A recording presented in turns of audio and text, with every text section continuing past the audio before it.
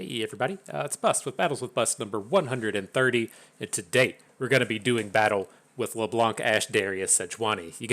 You gotta stop and take a breath before you say all that stuff. And so this is a fairly interesting deck. I believe a few seasons ago, maybe like about a year ago, this was actually a legitimate tier 1 deck.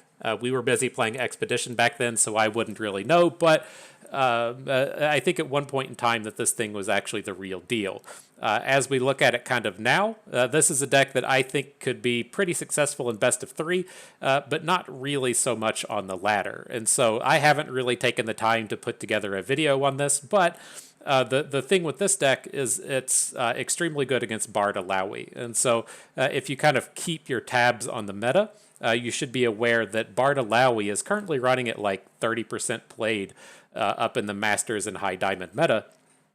Which is just pretty absurd. At the height of the Sundisk era, you saw the Sundisk being played at like 20% of the meta, and we typically see decks played at like 8% as the top deck. I think Annie Twisted Fate was the top deck last season, hovering around 7.5 or 8% played. And so to see a deck running around at 30%, that gives you the opportunities to come out and try and target it. And that's what we're trying to do with LeBlanc, Ash, Sejuani, Darius today. I will readily admit right up front, this deck has a really shitty matchup table against a lot of decks in the format, but it does have pretty good matchups against Bard Illaoi, has pretty good matchups against the rest of the Illaoi decks in general, and then it's just kind of coin flippy against the other popular decks in the meta right now, like the Kaisa decks. But on the more scary part of the ladder side of things, this tends to get really annihilated by all of the aggro decks of the format.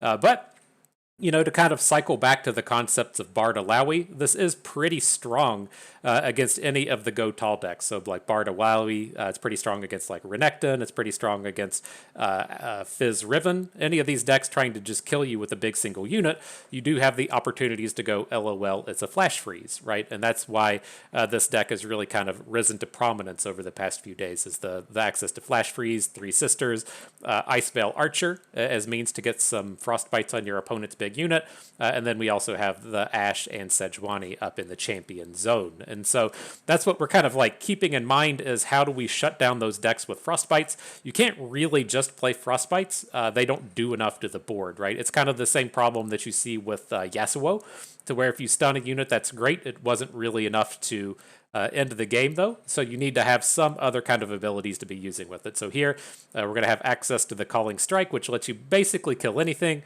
and then we also have access to Trifari and Glory Seekers, so we can kind of negate only having 1 health by being able to frostbite down your opponent's units. Aside from all of the frostbite themes, the 5 attack matters theme fits in here pretty well, the reputation theme, whatever you want to call it. LeBlanc loves the 5 attack matters themes. We're playing the single copy of Trifarian Training Pits as 5 attack matters, and then of course the Incisive Tacticians and the Trifarian Assessors.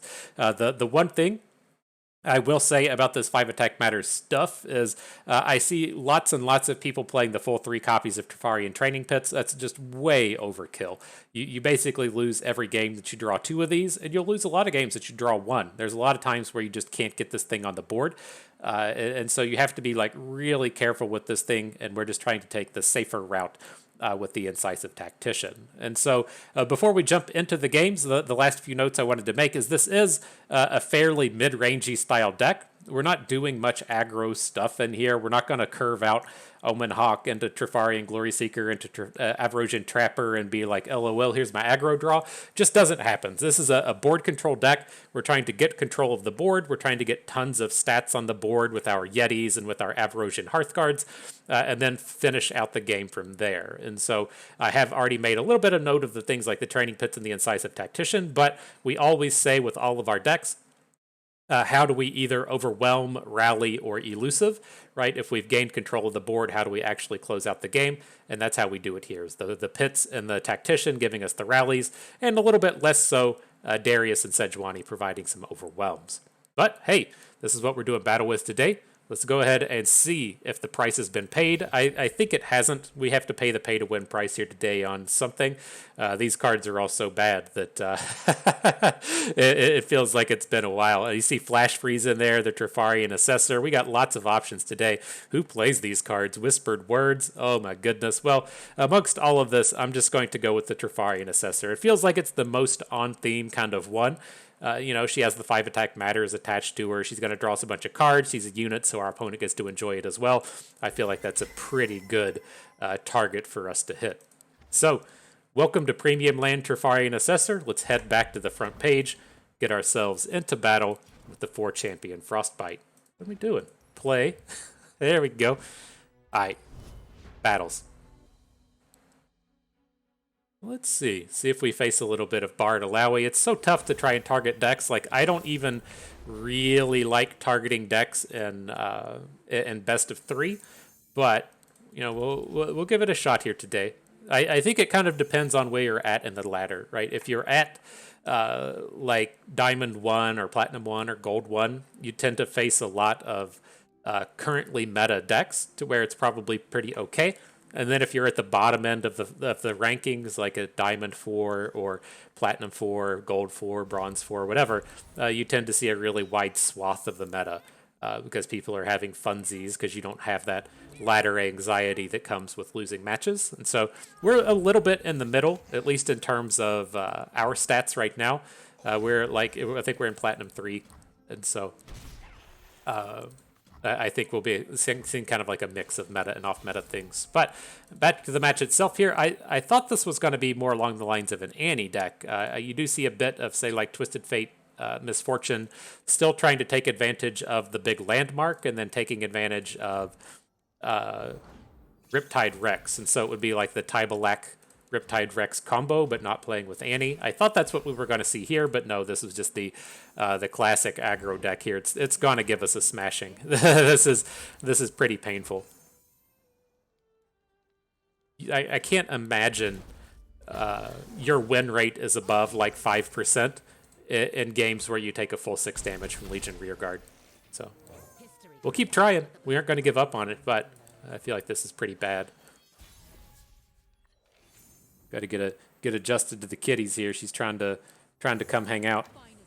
Think about it. Dig some claws in me real quick. Always makes it awkward. Dumb cat.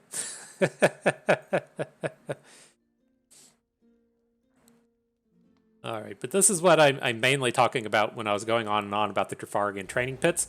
If we're getting to like turn 8 or so, then it's reasonable. It's fine, but you could just never play it here on turn 4. So it's like I can't imagine people playing multiple copies of it. Just doesn't do anything after the first one. It's so tough to actually get down.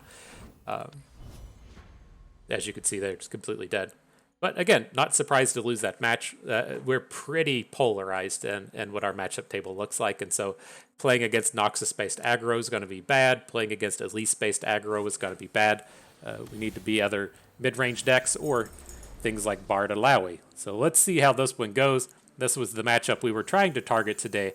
Hopefully things will work out kind of nice. So good to hang on to our cheaper plays. I don't want to hang on to too much expensive stuff. You do have like reasonable amounts of time against Bard Illaoi, but you can't just sit around and hold on to like 4 and 5 drops. You do have to actually try and interact a little bit in the early game.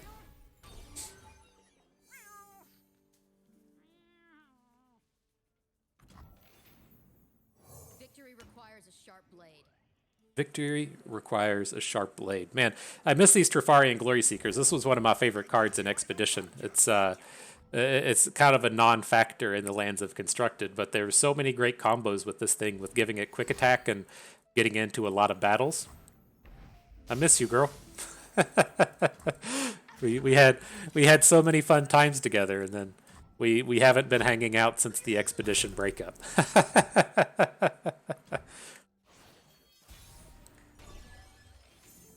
All right, still coming together reasonably. We unfortunately didn't have the Omen Hawks to hit the Assessors. It's a little crappy with the Assessors when they can't draw cards off of themselves. You can give them bonuses with the Omen Hawks and with the Avarosian Hearth cards, but Picked him up a little bit too early for that.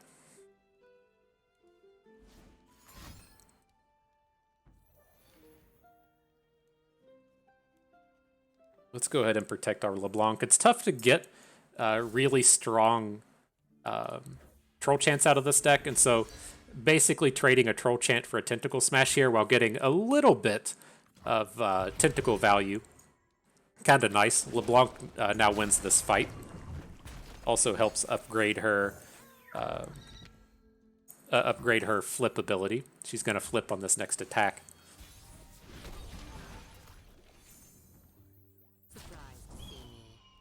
All right, so nothing to add to the board, but we'll take this flip here. I mean, we can add Trifarian Assessor to the board, but I don't want to get our open attack prevented because they had a 6 mana way to interact with LeBlanc, whatever that thing's called. You got your 6 mana thing. Please don't play it. We just made 2 videos for Illaoi and can't even remember it. Riptide Sermon. There we go. I remembered it now.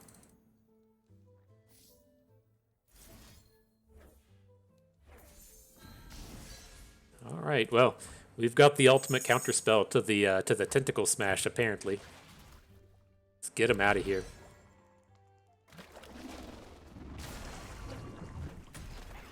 So we can start to pull off this mirror image combo if we want, right? If you're not familiar with this, you can play the Incisive Tactician. This will get you a rally. Then you attack, you hit for 15 damage, which we have here, right? We have 11 plus 4. And then going into, after that combat, you'll get a mirror image in hand. You can cast the mirror image on the Incisive Tactician, and then you get this cycle of rallies. We can try and pull that off here. I don't think we're going to need to do it, but it's a powerful strategy to look towards. You earn the right to call themselves Trifarian. I don't think this LeBlanc is going to survive. that took a lot of work to get her off of the board, but he did it. So we're just going to be looking to open attack, take them down to 2, and then follow up with the Tactician for the rally kill.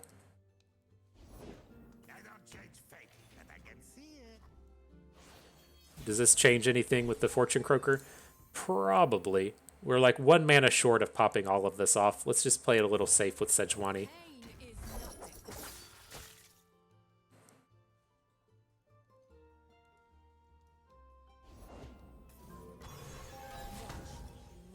What up, Bird? Sure.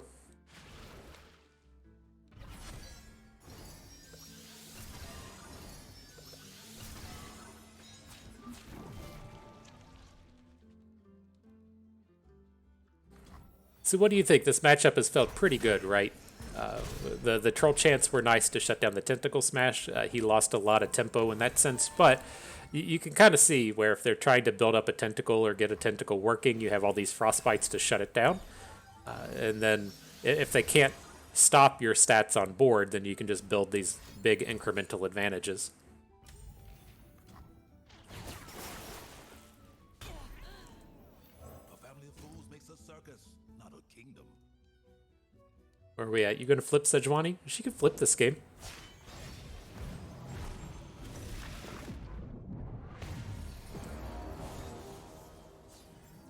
All right, how scary is Bard? Well, he's little scary, but we have this Frostbite hanging out. Try and take care of that problem. We should get to attack with everything. We lose Sejuani if we attack into Bird. I'm not amped about that, but we have lethal with our 2 smaller units, so. Shouldn't have anything to interact, not with 2 mana.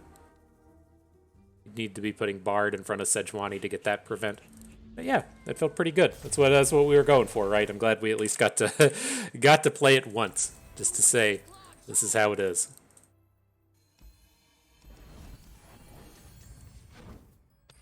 All right, next battle.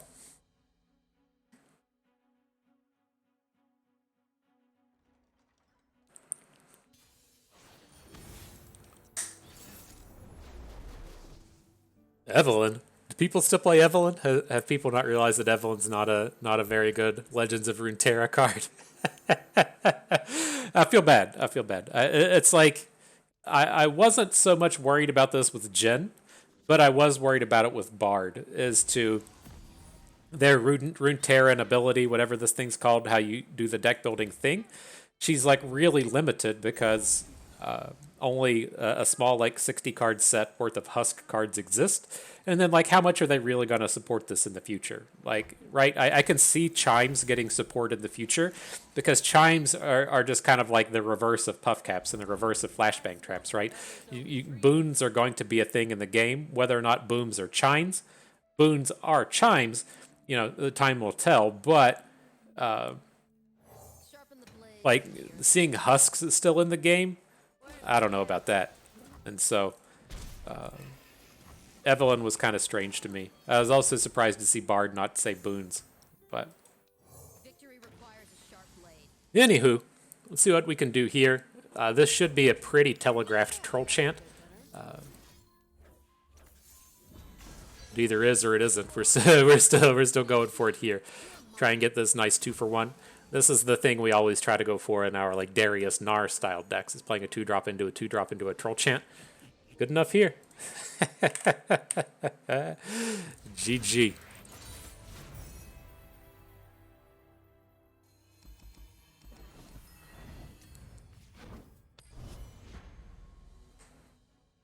But that's the thing I wanted to call it. We had that draw there that was kind of nice.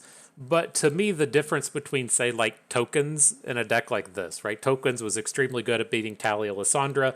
I had some other kind of okay-ish matchups that it just slaughtered. I think like Sundisk would get annihilated by it. But it was pretty weak to just basically like every other deck in the format.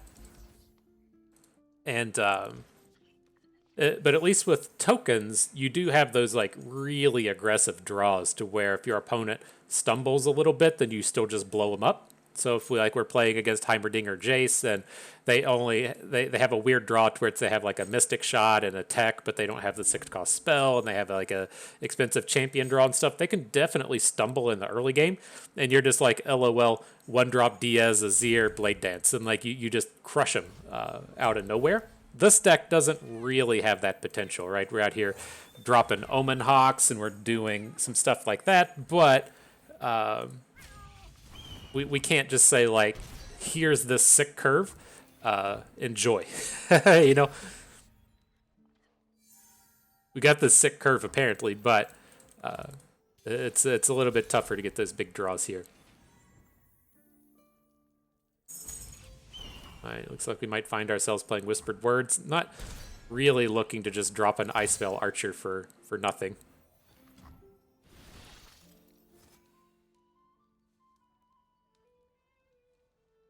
Probably just have to at this point. Okay. Like, I don't want to go into the next turn not spending any mana, like overbanking 2, but I do also want to save some of this mana so that we can, like, flash freeze if we want. And I think this is fine. Now we're only overbanking 1, and we get to follow up with Hearthguard next turn. Sure.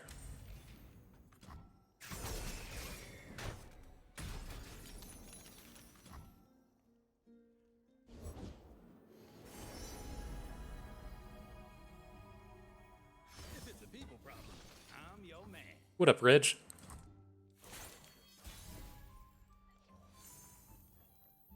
We fight for one Freljord. Ready to do your thing, Hearthguard?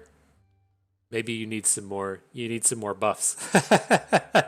What are they gonna just give him overwhelm, right? You got to make this guy relevant. Somebody at Riot really likes the Avrosian Hearthguard, and so he's got to get a boost one day. But back to the training pits. When we were talking earlier about having to have the rally, overwhelm, or elusive way to close out a game, this right here, what we're seeing is exactly what I mean by that. Opponent has a really easy chance to just fill up the board every single turn.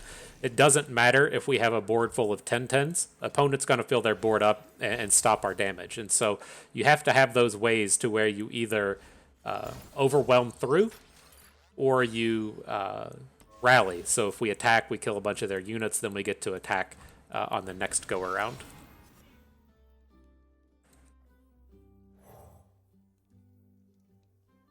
I think we're stuck playing Sejuani though. I would love to take down the Donger, but it just feels like we're too far behind if we don't play Sejuani here. Yep.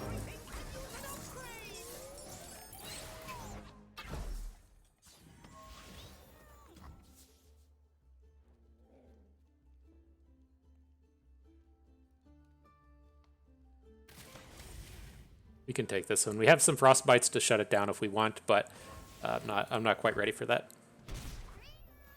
Protecting our units seems a little bit more important here. That's a way to win the game, right? I think we're a little bit short on getting Darius to flip, but my point's exactly. If these were ashes, like maybe we could get a kill through for 7. We don't have the mana to Three Sisters out of this. Like maybe we could, shut down their board to no blockers, but it's pretty tough to do.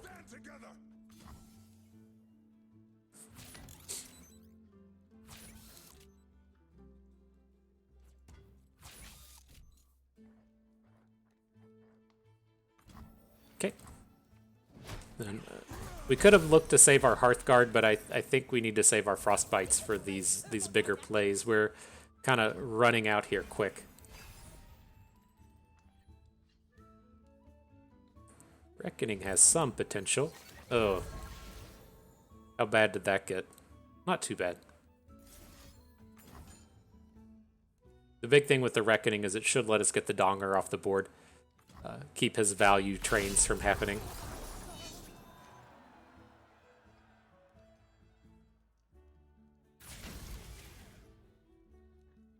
Okay, look to flash freeze the barrier bro and take him down.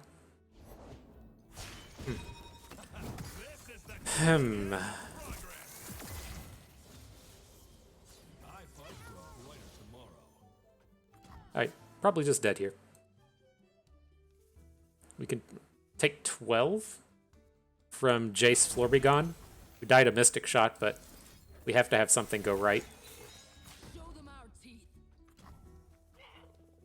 We could look to just say, block the Stomper and then flash freeze the Florbegon, but I don't feel like that ever wins us a game.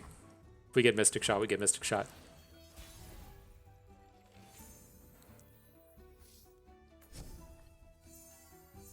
Alright, that's not gonna do it.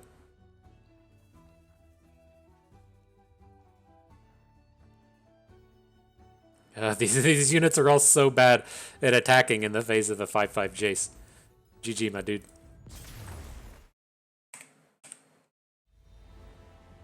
These wounds only make us stronger. Okay. Alright. Next battle. Maybe it'll be Bard. Maybe we should just play Bard LeBlanc. Is that the answer? I guess you don't get the flash freezes that way. We should just be playing Bard Ash. That's the answer to everything. Just put Bard in your deck.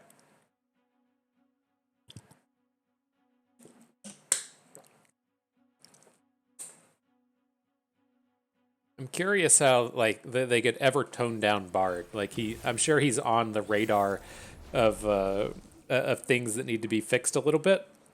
But I mean, it's like he's one of those champions to where his stats don't really matter that much.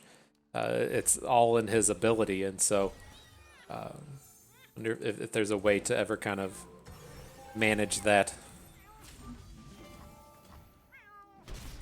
Alright, so this is kind of interesting. I did keep this real Troll Chant heavy hand, because I didn't really intend on playing anything on the third turn. Here, we're just going to have to wait and see what they do. If he has another bird, it's fine. We'll look to just take 4 next turn. But, Like, I want to be able to troll chant, so I'm not going to be dropping the Glory Seekers just yet. We could have looked to play the Glory Seeker Trapper and then Ash, and then kind of counted on Ash to protect the Glory Seeker, but that sounds kind of mad to me.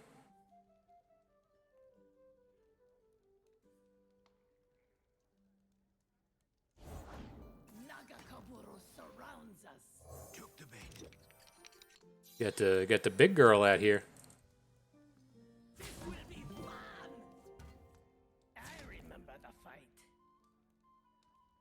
Nice bit of aggro coming at us.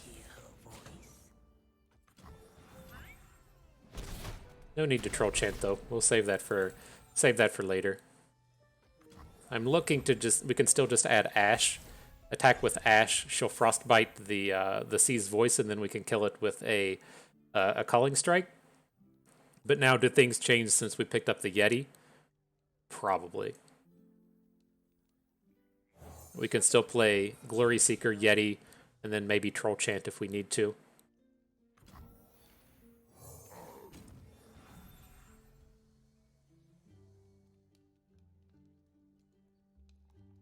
Seems like he's sitting on a Tentacle Smash and deciding on playing it or not. Decides not.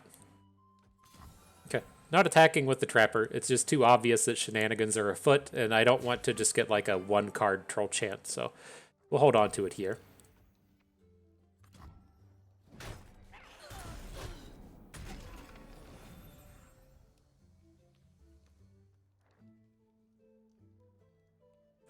But seems like we're building up nicely.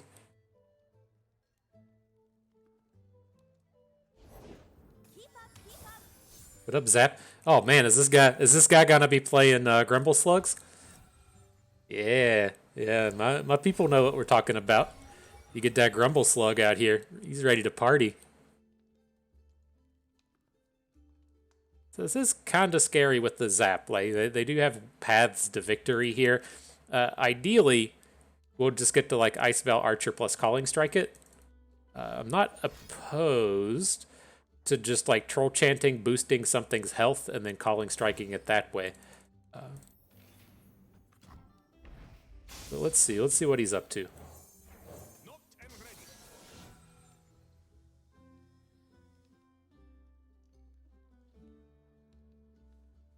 Some kind of shenanigan is about. We move against fear, against doubt.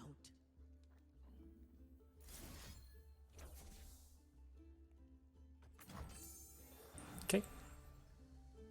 We can deal with the Zap later, right? Let's just take care of the Illaoi. They don't have any way to boost her, and that's it. That's all it takes sometimes. GG. Next battle upon us.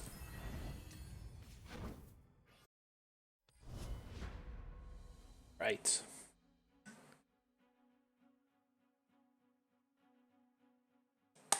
So we got our 2 matches against Illaoi, right? 20 to 30% of 8.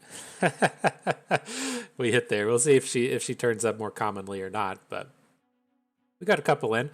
And like I don't know, some math nerd could probably figure out how viable it is and at what point the meta has to look like to where a strategy like this is okay, is to where saying if you kind of group it as decks you win 75% of the time against, decks you coin flip against, and decks you win 25% of the time against, and how much each of the percentages have to fall each way for something like this to work out. I don't know. I'm sure some nerd can figure it out, but I'm not going to be that nerd, let me tell you.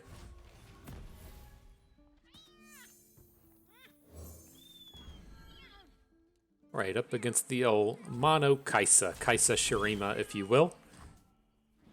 Not a bad start. Get the Glory Seeker into Ice Veil Archer curve. Or maybe the training pits will come down.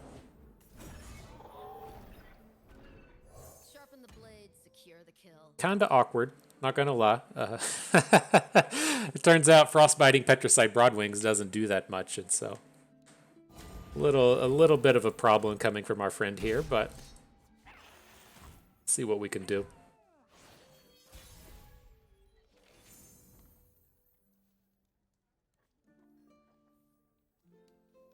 Let's just start in with the Glory Seeker. Like, I need just a moment. I don't intend on trading both of them away, but I am curious, to see if he just passes. You know, a lot of times people will just pass here, right? A lot of these Ash LeBlanc decks play Brittle Steel. And so if he's going to say play a Green Fang Warden into our Brittle Steel, then there's a decent chance he's just going to lose his card for 1 mana. The Green Fang Warden's a fantastic play to protect against that since it has barrier. But if we get to play our card and then he lets just deal 6 damage, then that's great. And if he if he does add a card like that, then we just missed out on the 1 point of damage, right? We could have hooked the Broadwing like we were going to, then we would have got the Omen Hawk damage in. I think it's probably worth it just to go for the 6. Now, if we can get out of this turn, I'm curious to see what kind of attacking he does and what cards he adds to the board. If we can, say, play the Training Pits and Ash, that's going to be pretty big. We can block something with the Omen Hawk and still do some neat things. So maybe that'll play out. I'm starting to like it less and less. Just go ahead and get a shutdown on the Challenger bird.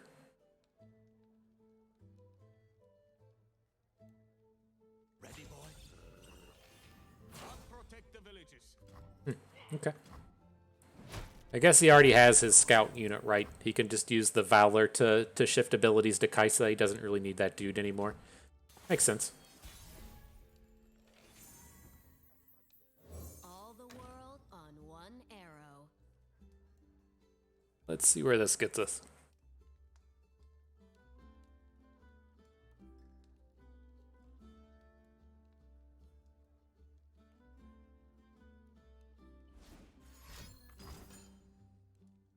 Cataclysm onto Ash. Nothing we can do about that. Everything here is too expensive. Okay. It does slow him down quite a bit, though, which is nice.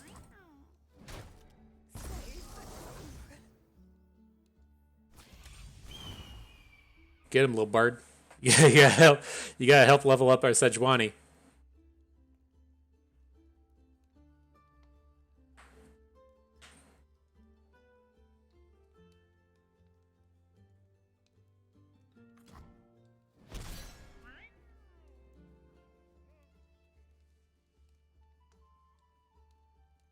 Alright, not bad. Decent bank into the next turn. We could look to go ahead and Calling Strike Valor. It's not excited about it.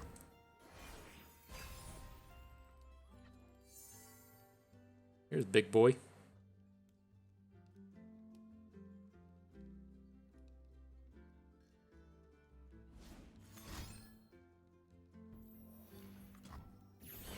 So I still want to wait and see what the deal with Kaisa is. We'll keep passing. Like, if he plays Kaisa, we might just go for the 2-for-1 with the Three Sisters Calling Strike. The thing I don't want to have happen is we play the Hearthguard, and then he plays a Kaisa. And then once his Kaisa's on board and he's making all those scary attacks, not happy to see that go down. Now that he can only make 1 attack, I think it's fairly safe. He can play Kaisa and then Sharp Sight her and then use the Sharp Sight to try and take down the Hearthguard. We can protect from that with Three Sisters. It's just a fairly not awesome way to have to go about it.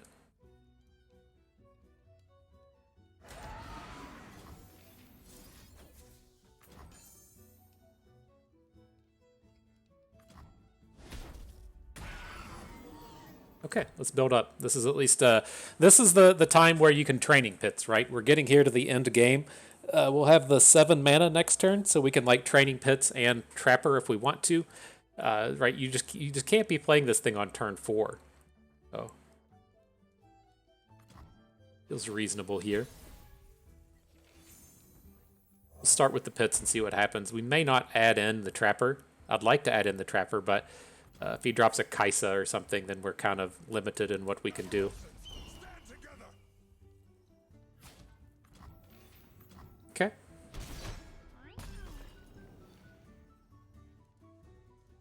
Nothing's stopping us. We can still just play the Trapper if we want. The downside to the Trapper now is it doesn't It puts the Yeti on the top of our deck, and I'd really like to be finding a Whispered Words or finding a Incisive Tactician or finding a bit of card draw here. I think we're still just gonna go for the Trapper, but this is the space where some card draw would be good.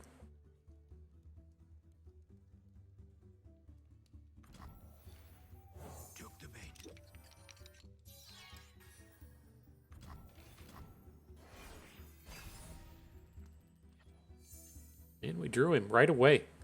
He says, F you bust, I'm ready to party. Okay, we'll see. If his idea is to Radiant our 4/4, we can go for the +3/+4 out of the Three Sisters. I think that's where we'll find ourselves. The downside to that is we start to run out of mana. So if he has a Sharp Sight, we're kind of hosed. Let's see what he brings in. Maybe we're just okay with it. We're pretty far away from getting a lethal. I guess the other thing I could say, though, is what if we say, like, take 6 from the Void Blaster because I don't want to trade our Hearthguard for it, and then we just entomb the Radiant Guardian so it deals with it for next turn. I think I'm on board with that.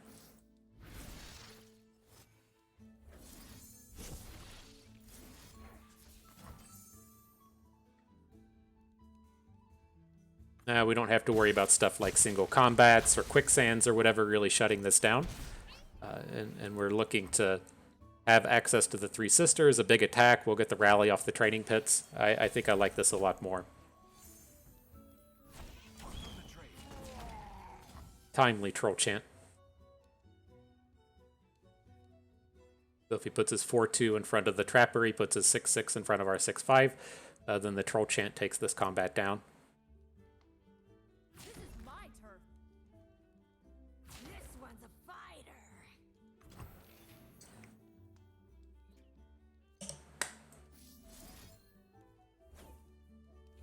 Same deal. That block makes sense, but the Troll Chant, not as good since we didn't kill the Void Blaster, but hopefully leaves us in a decent spot. All right, we'll go for the kill now.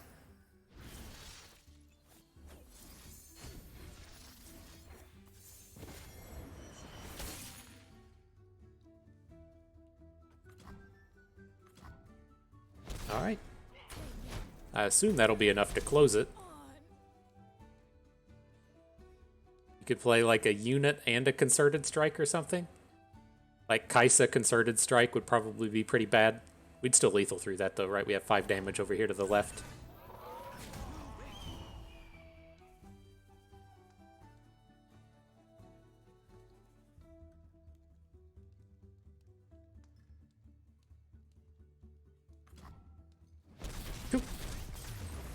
Got him. Ripperino.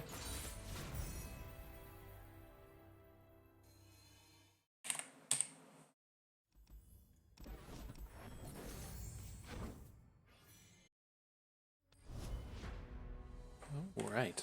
Guess you can climb with this thing, right? We're at least 50-50 today. You hit a 55% win rate. You're the best in the world. So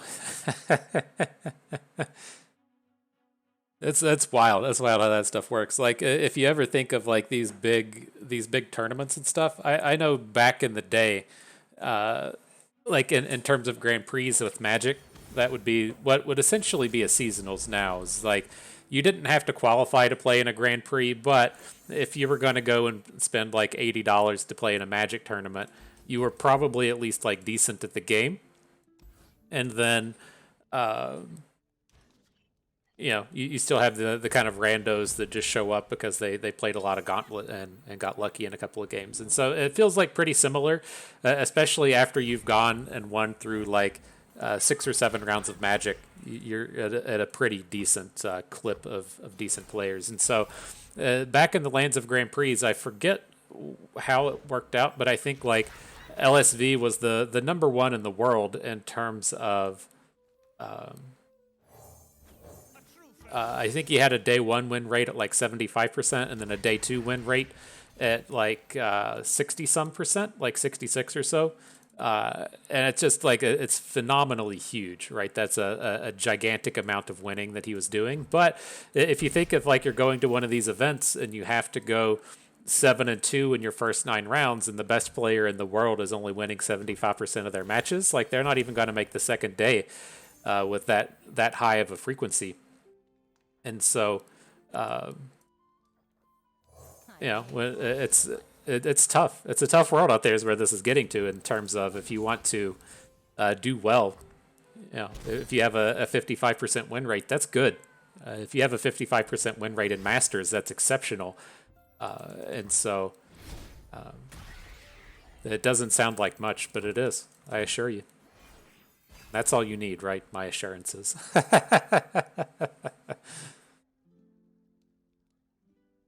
All right, back to the action here. Opponent has a fairly awkward draw where they doubled up on Xerxai Hatchling. We should be able to just build up board into this. He's not doing anything particularly scary. This is a valid question if we want to start like calling striking or anything for the following turn. I'm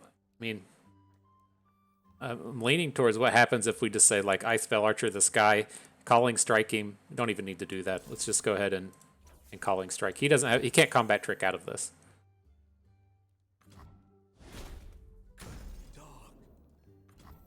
And it's like, I'm kind of okay with being a little spewy, since ideally we're going to have another 5-attack unit on board next turn. I'm going to switch to playing the Hearthguard. My intent was to actually go for the Glory Seeker into the Ice Veil Archer, but I think I like the Hearthguard just a little bit more.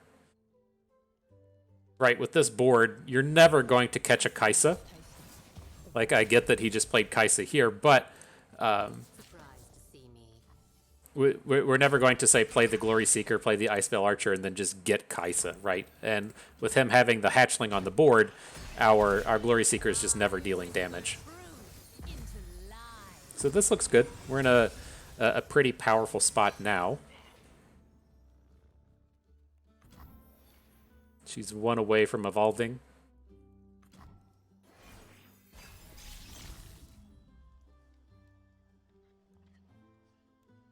Another flash freeze. Okay. So we can look to say Ice Veil Archer. This is fine.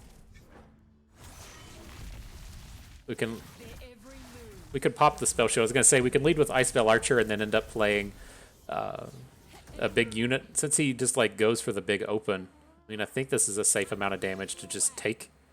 Like we're taking 7. Okay. If he follows up with like a golden Aegeus, that's fairly awkward, but we can go ahead and pop the spell shield. And so if he does want to come, oh shit, I forgot that doesn't work like that. You can just go in and get him.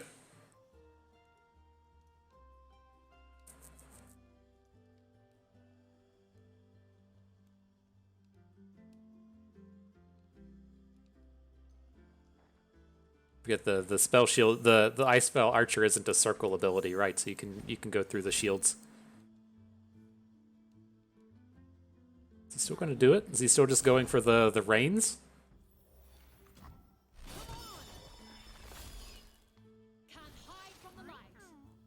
Is he going to like try and kill our LeBlanc with this thing?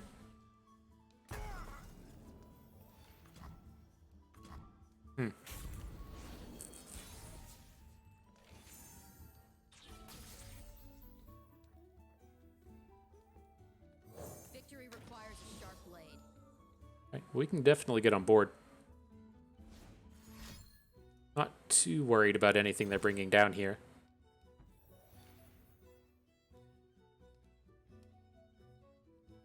So we can pop the spell shield. The sigil's a little slow here. What happens with this turn? This is starting to be problematic, but can't do anything about it.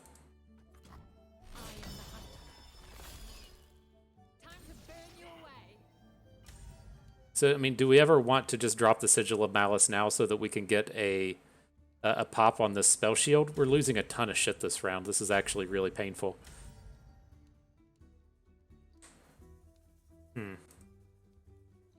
Or do we just stick with the LeBlanc? I mean, that's his second Cataclysm. It should be pretty tough for him to have much more beyond this. Okay, I'll stick with the other LeBlanc. We can copy her with the mirror image. Maybe get something going there. Time to make an appearance.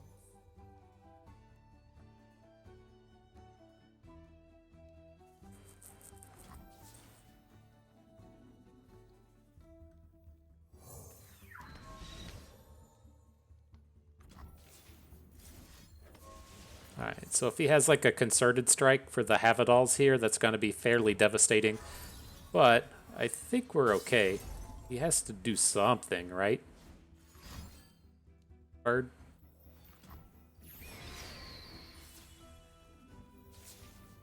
Watch, learn. Smoke and mirrors.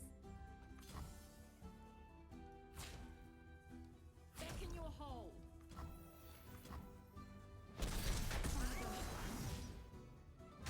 Alright, well that was positive. He needs a like a Kaisa again to really go for a big shutdown, but she doesn't have the spell shield anymore, which is big.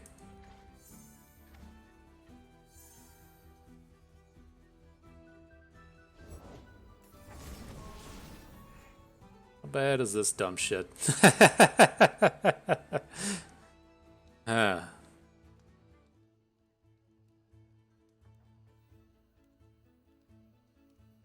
We don't have any targets for the Abomination. I guess he's not that bad. He's going to get a hook in, probably just kill our LeBlanc. And then if we add the Tactician here, can't quite kill him off of this, but One must stack the wood before burning the fire. he doesn't know that. Oh, we fucked this up. We fucked this up. We definitely should have frostbitten the Kaisa before we played the unit, right? If we were looking to frostbite her now. Alright, that's on us. GG. I don't know if we would have been able to win that game, but we definitely should have preemptively frostbitten her. I didn't stop to think that she is about to pick up all of those abilities. Okay, GG.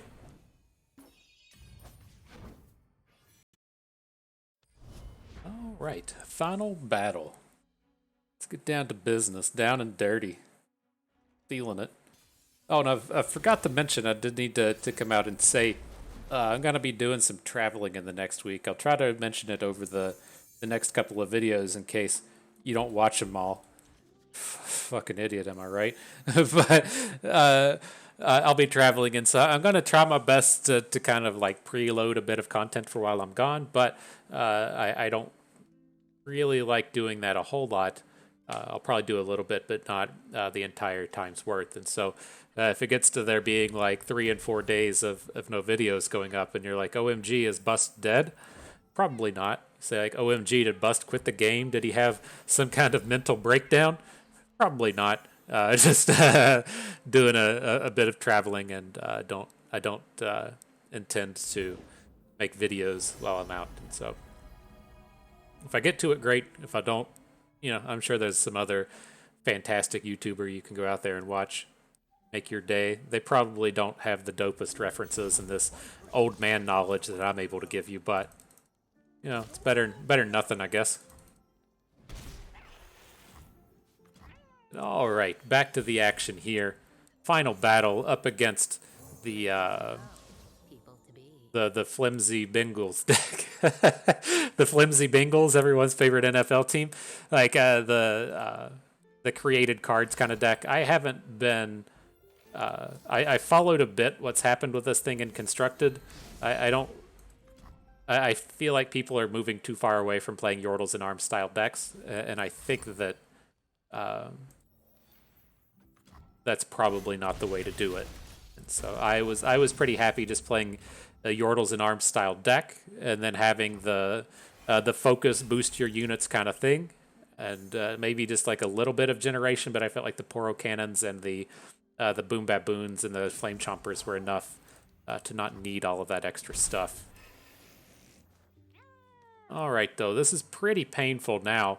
I usually wouldn't want to just whispered words here, but we don't realistically have anything to do, right? We're not banking our mana into the next turn to actually do anything, right? We just have 3 Sisters, which is too expensive, and so go ahead and play it, see what we can do with these Avarosian Hearthguards. Hopefully it's something. We'll have to just let them hang on to the Yordle Captain. We're just going to start falling further and further behind. Losing our LeBlanc sucked.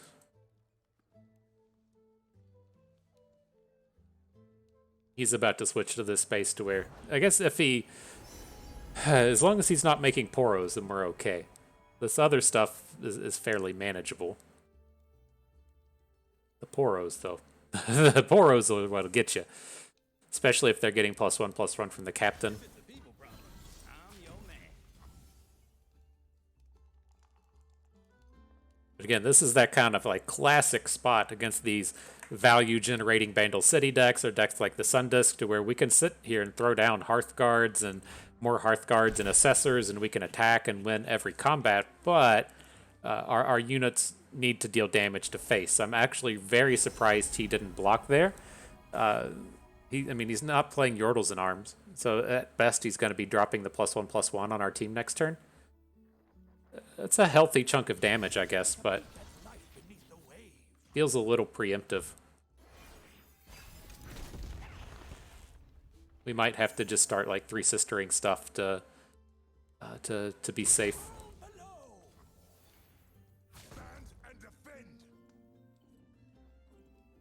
Well, that spell's a focus spell, so we should be able to safely Calling Strike out of this because he can't cast it in the middle of combat. Just taking 5 damage seems like it feels okay.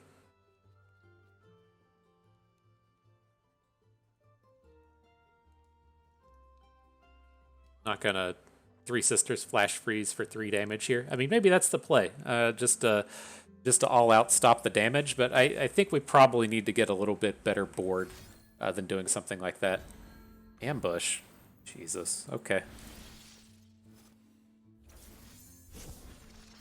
Guess we will be playing the Flash Freeze. Good job, Reggie.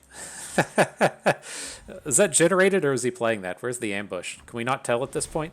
It doesn't have any text on it as far as generated by Conchologist, and so I don't know if that typically shows up on the sidebar or not.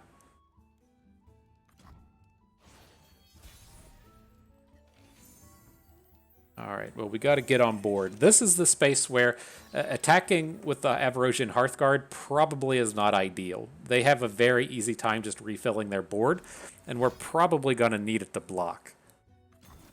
Shock Blast is fine. Fucking Reggie. Am I right? I need just a moment.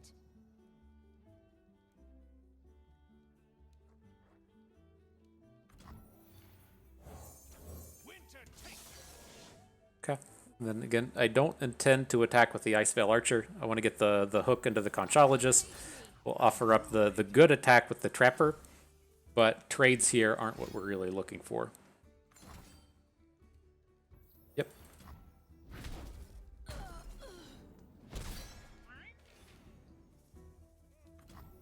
I think that's fine. I mean, I'd prefer to kill his unit, but as long as the damage isn't going to face, seems okay. Let's be real. This doesn't feel good whatsoever. This does not feel good.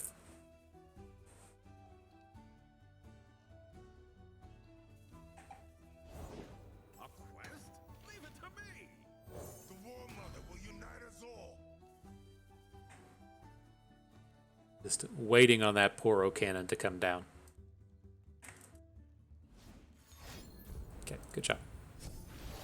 All right, and so not a bad set of games, but I think that showcased actually everything that I wanted to pull off here. In that this style of deck, right? We just came down. We absolutely annihilated the Bard Illaoi decks. There's no denying that. And I think we traded games against Kai'Sa. I don't remember if we played 2 or 3 games against Kai'Sa. I think we played 2, won 1, lost 1. That's a fairly even matchup. And then that matchup there at the end, we just got completely crushed, right? And that's what you get out of decks like this. It's something that you would more typically see in Magic, and what I'm surprised hasn't happened in Runeterra, where in Magic, as far as the metas are concerned, there'll be like the top deck that has like 20 to 30% market share. There'll be the deck that beats the top deck that has another 20 to 30% market share, and then there'll be the deck that beats the deck that beats the top deck. That has another 20 to 30% market share. And so you have this like real rock, paper, scissors cycle covering, the top like 60, 80% of the meta. And then that remaining 30% or so is where you have your off meta stuff. And, an off meta deck might account for like 5% of the meta. And that's just like so strange when you come into Runeterra and then the top deck taking like under 10% of the meta, right? And so it's very odd to me the way that Runeterra has always played out. And that's one of the reasons why I don't like playing decks like this, right? This is a deck, it's used to beat the top deck. It's okay against the second deck, and then it just gets crushed by pretty much everything else in the format, right? We're okay against like Fizz Ribbon, but other than that, the matchups look pretty bad. And it's also not one of these spaces to where the bad matchups are like 55-45, to where we're in it. They're slightly favored, but it's clearly a bad matchup.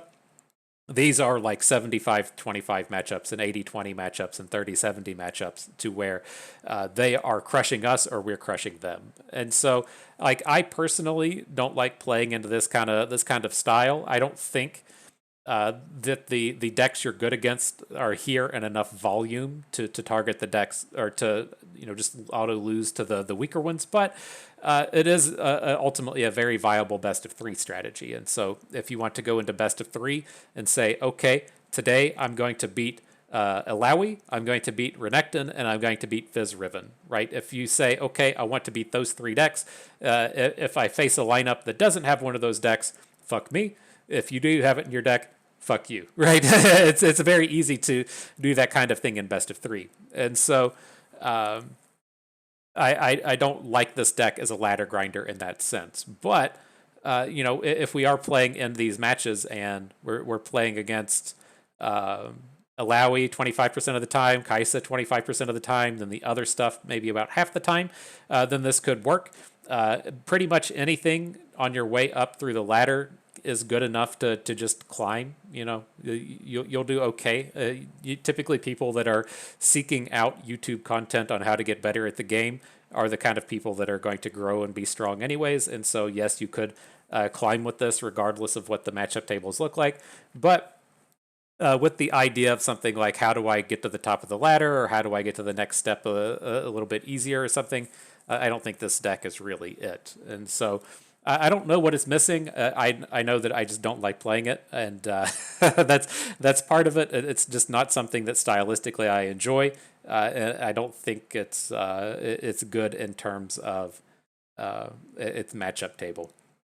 But if you like to beat them up with the big units, then by all means go for it. And so interesting take. Go for it if you want. If you're getting tired of losing to Bard Illaoi, then you have your options. But as a standard ladder grinder, probably not my favorite.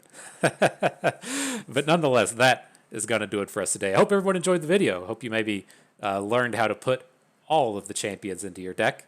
You maybe learned a thing or two along the way and had a good time watching. This is Bust, and we thank you for being here.